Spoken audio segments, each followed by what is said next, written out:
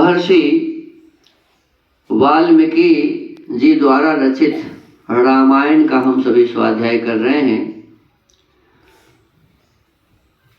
अभी हमारा दूसरा सर्ग समाप्त हुआ है बाल कांड का, और अब हम तीसरे सर्ग का स्वाध्याय करेंगे। पहले सर्ग में हमने देखा कि महर्षि वाल्मीकि जी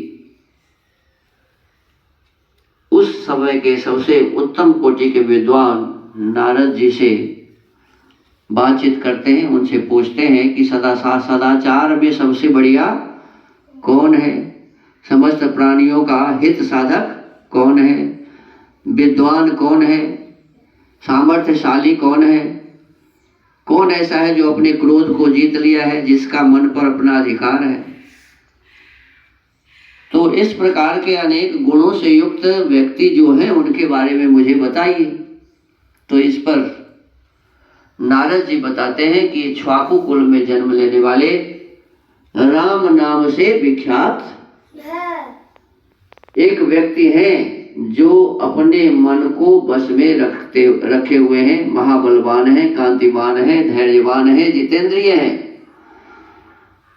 उन्होंने कहा कि भगवान राम ऐसे हैं जो वेद वेदांगों के तत्ववेत्ता है। क्या कहा? वेद वेदांगों के तत्ववेत्ता हैं। तो उनके संबंध में आप कुछ लिखिए। और इसी प्रकार से वो निश्चय करके फिर तमसा नदी के तट पर जाते हैं, और वहाँ एक घाट, बहुत ही सुंदर मनोरम घाट होता है। उस घाट पर वो देखते हैं, यह घाट कैसा सुंदर है, तो कहते हैं जिस प्रकार से सत्पुरुष के मन शुद्ध होते हैं, सत्पुरुष के मन जैसे निर्मल होते हैं, इसी प्रकार से घाट शुद्ध है। वहाँ उनको स्नान करने की इच्छा होती है। अपने शिष्य भरद्वाज से वस्त्र आदि मांगते हैं, और वही थोड़ा सा टहल रहे होते हैं तो वहाँ दो पक्षी आते हैं, और उस पक्षी को देखकर उनके मन में कुछ विचार होता है। तब तक में एक बात, वो जो सुंदर पक्षी होता है उसको देख के कुछ मन में विचार चलता है कि कितना सुंदर पक्षी है। तब तक एक निषाद आता है, और उस पक्षी में से एक पुरुष पक्षी को, नर पक्षी को मार देता है। इनके हृदय में बहुत दुख होता है, कष्ट होता है, और उसी कष्ट के समय उनके मुख से उस व्याधा के लिए ये भाव निकलते हैं कि अरे तू बिना किसी कारण का इसे मार दिया है, तुम्हें शांति नहीं मिलेगी। और फिर बाद में उन्हें पश्चाताप होता है कि मैंने ये क्या कह दिया, मैं अच्छा काम नहीं किया। फिर स्नान करके वो अपने आश्रम पर जाते हैं। तो वहाँ उस समय में जो चारों वेदों के प्रकांड सबसे बड़े विद्वान रहे होंगे, जिनको लोग ब्रह्मा कहते हैं, चारों वेदों को जानने वाले को क्या कहते हैं जी? ब्रह्मा कहते हैं। तो ब्रह्मा नाम के व्यक्ति वहां आते हैं, और उनसे बातचीत के क्रम में उनका वो सत्कार करते हैं, और फिर वो कहते हैं, वह भी कहते हैं कि आप राम के संबंध में लिखिए। और फिर इस प्रकार से वो तैयार हो जाते हैं भगवान राम की जीवनी को लिखने के लिए। अब तीसरा सर्ग प्रारंभ होता है यहाँ से। तृतीय सर्ग में कहा है कि वाल्मीकि मुनि द्वारा रामायण काव्य में निबद्ध विषयों का संक्षेप से उल्लेख। पहले तो नारद जी सब उल्लेख कर ही दिए थे। नारद जी प्रारंभ से लेकर के और अंत तक उनके सभी मुख्य बातें उन्हें बता दिया था। अब कहते हैं कि फिर संक्षेप से यहाँ उल्लेख करते हैं। क्या करते हैं? श्रुत्वा वस्तु समग्रं तद्धर्मार्थ सहितं हितं व्यक्तमन्वेषते भूयो यद्वृत्तं तस्य धीमतः।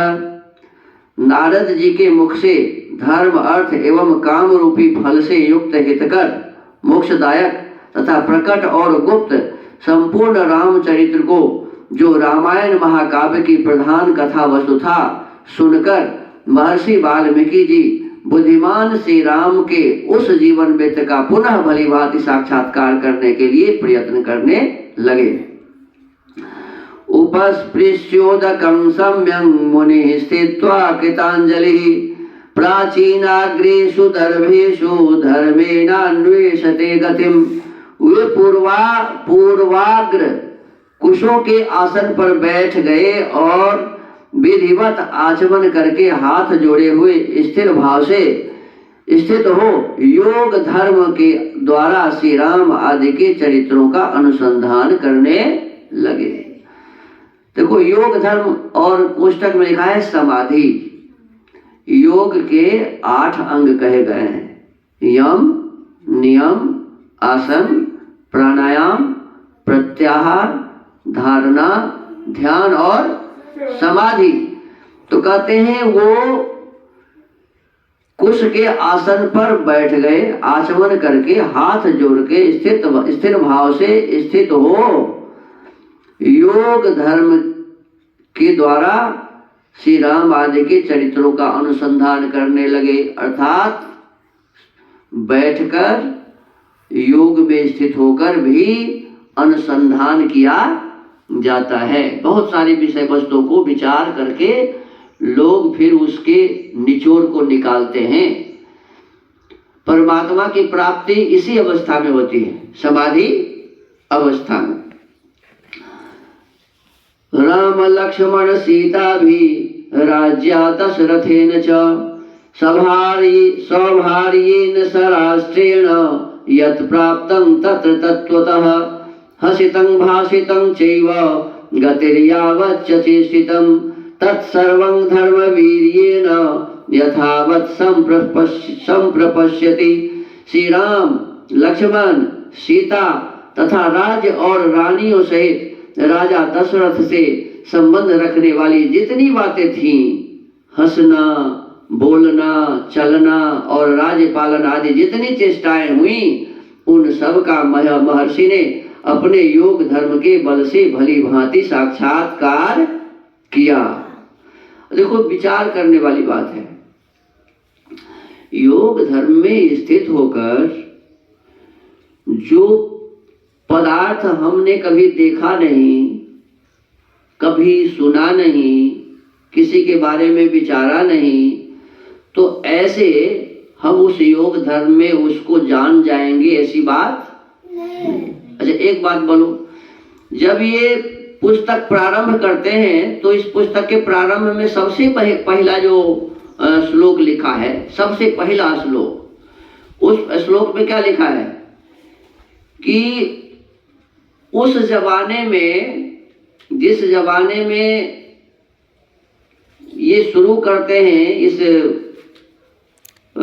रामायण को लिखने वाली बात, और नारद जी से पूछते हैं, तो नारद जी से पूछने के साथ साथ क्या लिखा है, तपस्वी वाल्मीकि जी ने क्या लिखा है, तो इसका मतलब है कि वाल्मीकि जी तो तपस्वी पहले से ही थे। अच्छा, माने उस जमाने में वाल्मीकि जी को ऋषि कहा जाता था, तपस्वी थे, मुनि थे। तो तपस्वी मुनि वाल्मीकि जी समाधि पहले लगाए होंगे कि नहीं लगाए होंगे? समाधि तो पहले भी लगाए होंगे। तो नारद जी के कहने से पहले ही सब कुछ क्यों नहीं समझ गए? यदि समाधि में सब कुछ पता चल जाता है, समाधि में जब सब कुछ पता चल जाता है, तो जब नारद जी उन्हें नहीं बताए थे, ब्रह्मा जी से उनको कोई बातचीत नहीं हुई थी, तो पहले भी तो वो मुनि थे, पहले भी तो वो सन्यासी थे, पहले भी तो वो विद्वान थे, पहले भी तो वो तपस्वी थे, तो पहले भी तो समाधि लगाए हुए होंगे। तो उस समाधि के समय जब नारद जी नहीं बताए थे, तब स्वयं क्यों नहीं उन्हें पता चल गया? विचार करने वाली बात है ना। और अब कहते हैं कि वो बैठे समाधि में, तो दशरथ जी कैसे हंसते थे, सीता जी कैसे हंसती थी, चलती थी, सब पता चल गया। ऐसे नहीं होता, इस प्रकार की बातें समाधि में नहीं होती।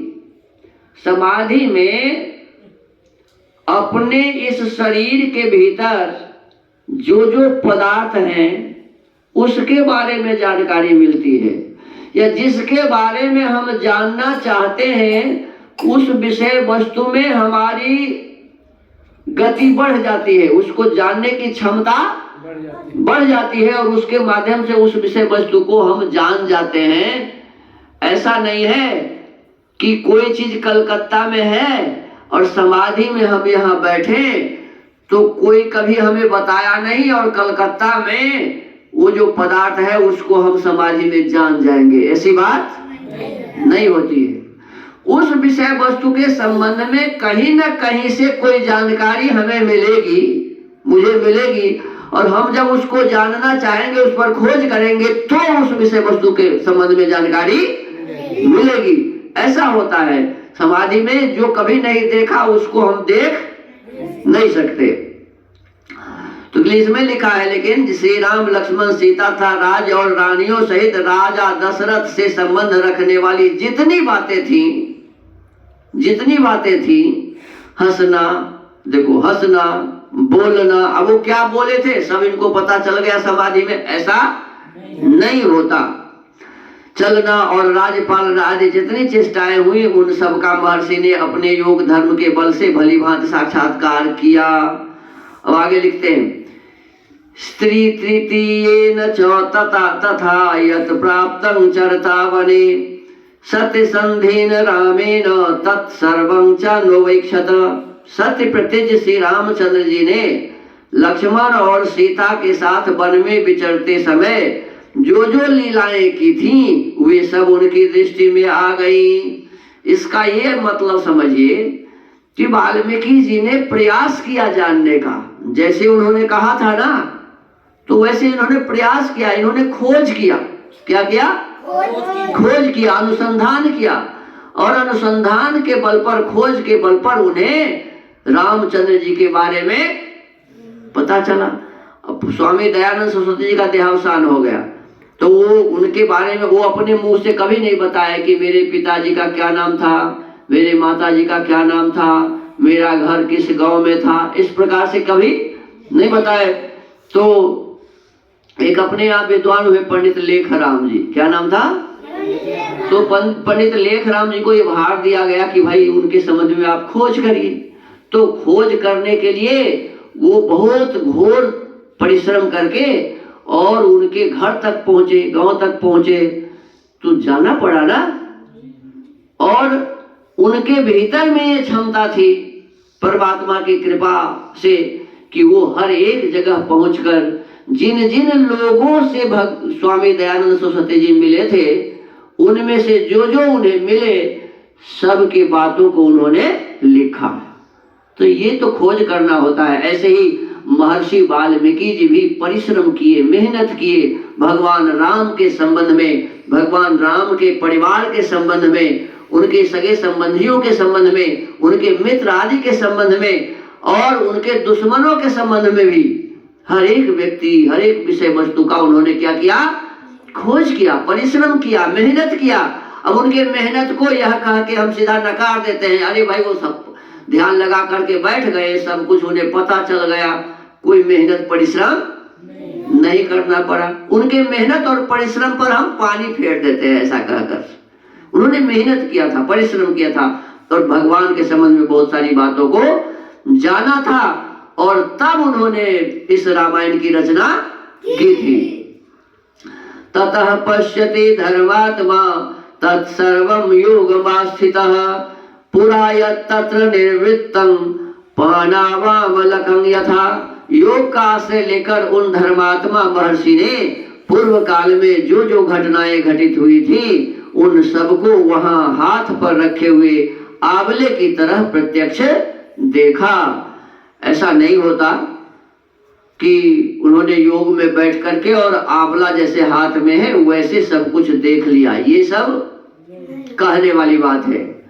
करने वाली बात ये है, सच्चाई यही है कि महर्षि वाल्मीकि जी ने बहुत अधिक परिश्रम करके एक एक घटना को जानने का प्रयास, क्योंकि उनके समकालीन थे और समकालीन थे तो वो सब जगह जाकर उनसे भी मिले, उनसे भी मिले, और वहां जितने भी लोग थे सबसे मिले, जहां जहां वो गए थे वहां वहां गए, और जाने के पश्चात फिर उनके संबंध में अधिक से अधिक जानकारी हासिल कर, और फिर उन्होंने इस रामचरितमानस को, या उन्होंने इस रामायण को, रामचरितमानस तो तुलसी बाबा का कीर्ति है, तो इस रामायण को उन्होंने की रचना की।